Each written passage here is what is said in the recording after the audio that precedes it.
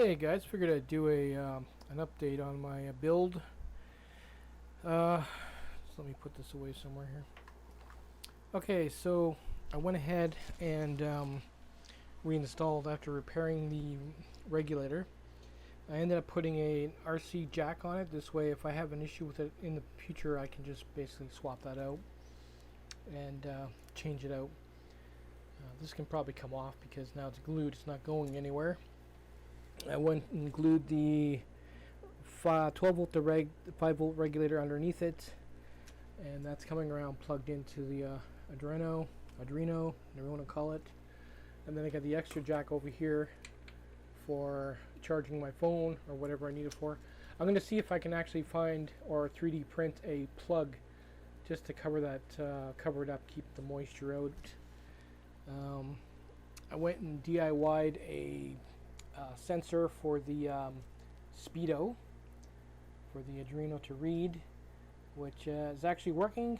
I'll probably have to stop a few times and adjust it back and forth to calibrate it with the GPS, but shouldn't be a big deal. I redid all the wiring going down. All this wiring is done. I bagged all the other stuff that was sitting there.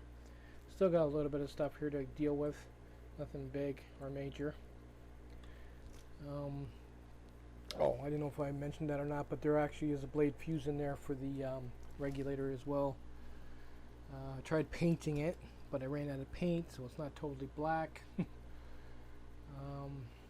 Yeah, that's pretty much out of the way now. Next is to start with. We're going to start with the motor. I posted that other video. Basically, it was a Facebook post, and once I finished wiring it yesterday, I tried doing that live feed. Didn't work out so well. Rogers has been a bit of a pain in the ass lately, and their service is not very good. So I don't think I'll be doing too many live broadcasts from here for a while. Anyway, let me show you it's powering up at full voltage.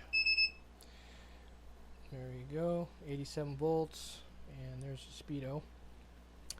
One thing I did do is I know my soft start can take it because I have the modified FETs on it. It's basically a $20 soft start relay with, I believe there's 3 FETs in here. That I removed the original FET that was only rated for 20 amps, and this one's rated for almost 100, 110. This is basically running the whole bike now. It's on that switch, it's on the bars, and once you turn this on, it activates the lights and all the displays and everything else. So everything is off of that. So when I turn that off, the only thing it's running right now is the regulator. That's it. And then when you turn this on, it turns the controller on, all the lights and the displays. Which I guess it should have been that way, but I didn't know how much I could put through that, so only time will tell when I test it, see how warm it gets. But it does transfer a lot of heat to this these fins pretty good. So that's that.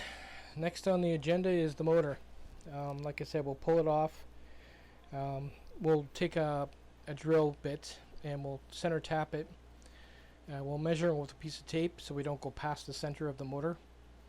And then we'll go from there. We'll open it up enough that we can either get wires through it or we can get little tubes through it for cooling.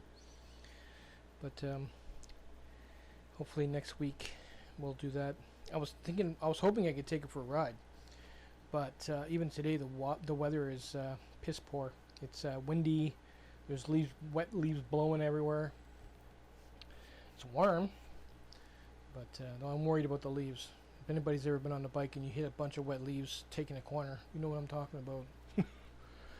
But yeah, she's good to go.